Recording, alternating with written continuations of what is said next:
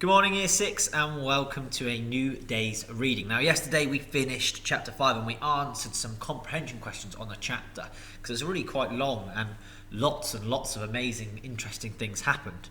And actually, Chapter 6 gets even better. So today we're going to start reading Chapter 6 and then tomorrow or Friday we'll finish it off and then we'll have a reading task to do at the end of the week. So today, read along with me and make sure you're following. So, Chapter 6, Out of the Frying Pan and Into the Fire. Bilbo had escaped the goblins, but he did not know where he was.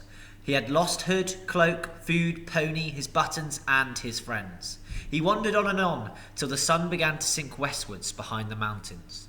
Their shadows fell across Bilbo's path, and he looked back. Then he looked forward and could see before him only ridges and slopes falling towards lowlands, and plains glimpsed occasionally between the trees. "Good heavens!" he exclaimed.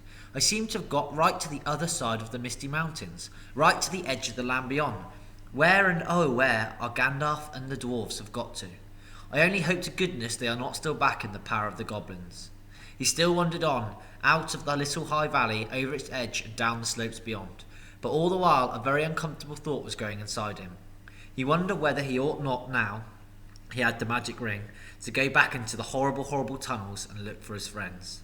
He had just made up his mind that it was his duty, that he must turn back, and very miserable he felt about it when he heard voices. He stopped and listened. It did not sound like goblins, so he crept forward carefully. He was on a stony path winding downwards with a rocky wall on the left hand. On the other side the ground sloped away and there were dwells below the level of the path, overhung with bushes and low trees. And one of these dwells, under the bushes, people were talking. He crept still nearer and suddenly he was peering between two big boulders, a head with a red hood on it. It was Balin doing lookout.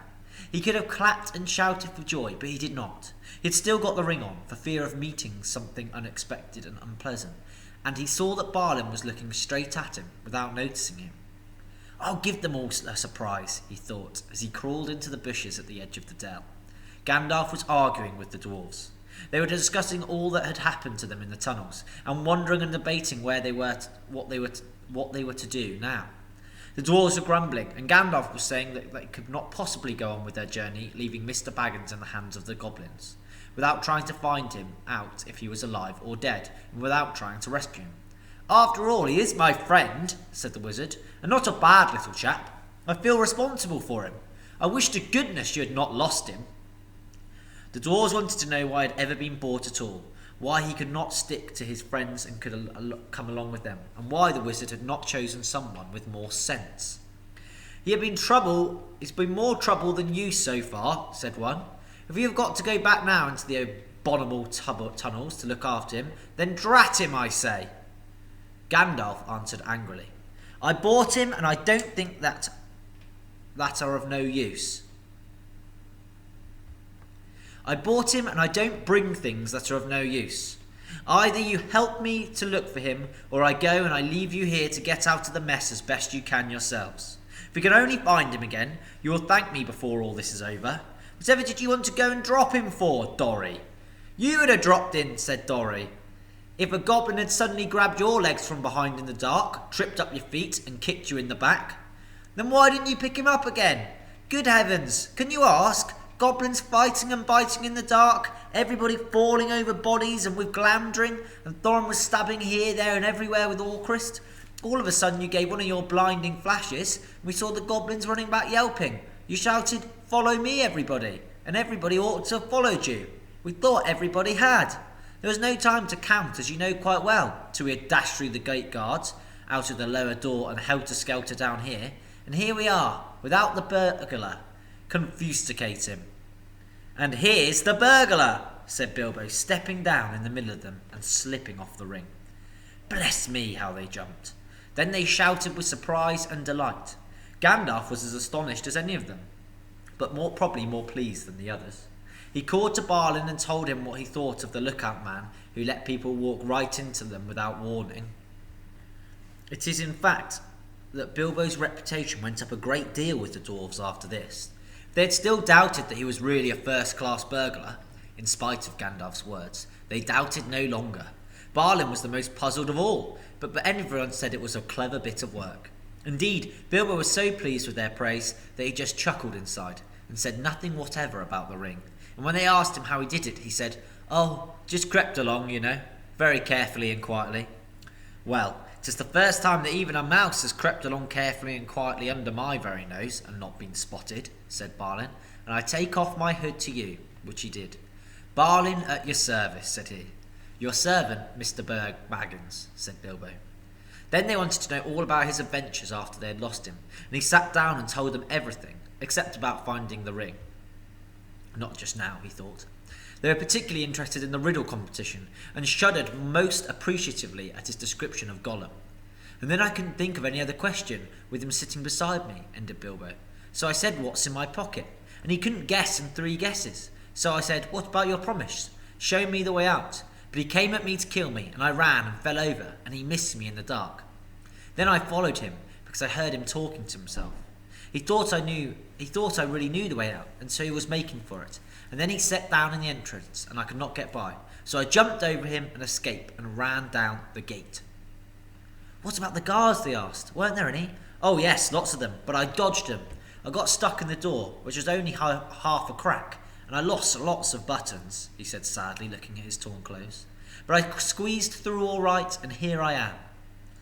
The dwarves looked at him with quite a new respect when he talked about dodging guards, jumping over Gollum, and squeezing through, as if it was not very difficult or very alarming. "What did I tell you?" said Gandalf, laughing. "Mr. Baggins has more to him than you can guess." He gave Bilbo a queer look under his bushy eyebrows as he said this, and the hobbit wondered if he guessed at the part of his tale that he had left out. Then he had questions of his own to ask, for it was Gandalf had explained it all by now to the dwarves. Bilbo had not heard it. He wanted to know how the wizard had turned up again, and where they had all got to. The wizard, to tell the truth, never minded explaining his cleverness more than once, so now he told Bilbo that both he and Elrond had been well aware of the presence of evil goblins in that part of the mountains, but their game gate used to come out on a different pass, one more easy to travel by, so that it often caught people benighted near their gates. Evidently people had given up going that way, and the goblin must have entered their new entrance at the top of the pass the dwarves had taken quite recently, because it had been found quite safe up to now. "I must see if I can't find a more or less decent giant to block it up again," said Gandalf, "or soon there'll be no getting over those mountains at all." As soon as Gandalf had heard Bilbo's yell, he realised what had happened. In the flash which killed the goblins that were grabbing him, he had nipped inside the crack just as it snapped to. He followed after the drivers and prisoners right to the edge of the great hall, and there he sat down and worked up the best magic he could in the shadows. A very tickish business it was. Touch and go. But of course, Gandalf had made a special study of bewitchments with fire and lights. Even the Hobbit had never forgotten the magic fireworks at Old Took's Midsummer Eve parties, as you remember. The best we all know, except that Gandalf knew all about the back door, as the goblins called the lower gate, where Bilbo lost his buttons. As a matter of fact, it was well known to anybody who was acquainted with this part of the mountains, but it took the wizard to keep his head in the tunnels and guide them in the right direction. "They made the gate ages ago," he said, "partly for a way of escape, if they needed one, partly as a way out into the lands beyond, where they still come in the dark and do great damage. They guard it always, and no one has ever managed to block it up. They will guard it doubly after this," he laughed. All the others laughed too. After all, they had lost a good deal, but they had killed the great goblin and a great many others besides, and they had all escaped, so they might be said to have had the best of it so far. But the wizard called them to their senses. "We must be getting going at once. Now we are a little rested," he said. "They will be out in the hundreds when night comes on, and already shadows are lengthening. They can smell our footsteps for hours and hours after we have passed. We must be miles on before dusk. There will be a bit of moon, if it keeps fine, and that is lucky. Not that they mind the moon much, but it will give us a little light to steer by." "Oh yes," he said in answer to more questions from the Hobbit. "You lose track of time inside goblin tunnels. Today's Thursday, and it was Monday night or Tuesday morning that we were captured. We have gone miles and miles, and come right down through the heart of the mountains, and are now on the other side, quite a shortcut. We are not at the point to which our pass would have brought us. We are too far to the north, and have some awkward country ahead, and we shall still be pretty high up. Let's get on." I'm dreadfully hungry, groaned Bilbo, who was suddenly aware that he had not had a meal since the night before last. Just think of that for a hobbit.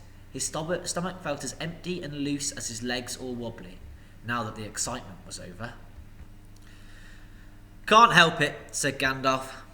Unless you want to go back and ask the goblins nicely to let you have your pony back and your luggage.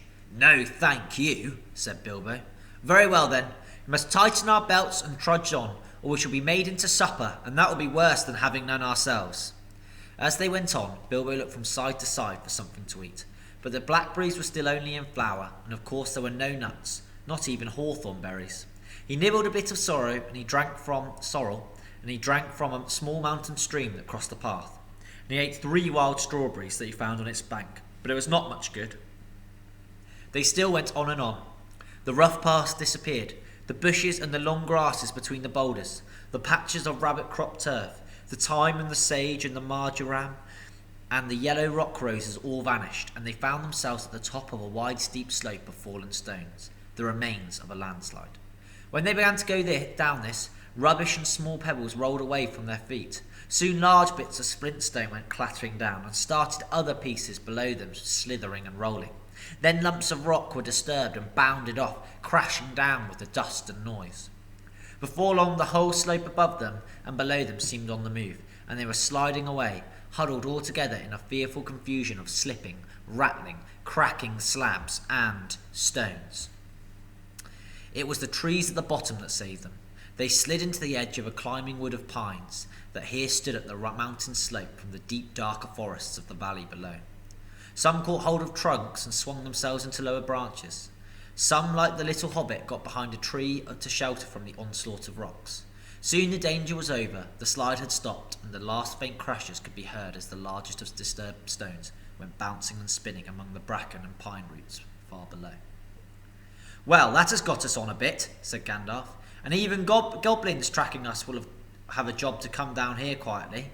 I dare say, grumbled Bombur, but they won't find it difficult to send bouncing stones down on our heads. The dwarves, and Bilbo, were feeling far from happy, and were rubbing their bruises and damaged legs and feet. Nonsense, we're going to turn aside here out of the path of the slide. We must be quick. Look at the light. The sun had long gone behind the mountains. Already the shadows were deepening about them, though far away through the trees and over the black tops of those growing lower down, they could still see the evening lights on the plains beyond. They lomped along now as fast as they were able down the gentle slopes of the pine forest, in a slanting path leading steadily southwards. At times they were pushing through a sea of bracken, with tall fronds rising right above the hobbit's head. At times they were marching along quiet over a floor of pine needles, and all the while the forest gloom got heavier and the forest silence deeper. There was no wind that evening to bring even a sea sighing into the branches of the trees. Okay, we're going to stop there today. So as you can see, luckily for Bilbo, he's found Gandalf and the dwarves again, and they've managed to get on with their adventure. So they're leaving the mountains now, and they're going to travel in the lands beyond. But I don't think it will be long before they run into another problem. So if you join me tomorrow, and we're going to read the rest of chapter 6 and find out what happens to them.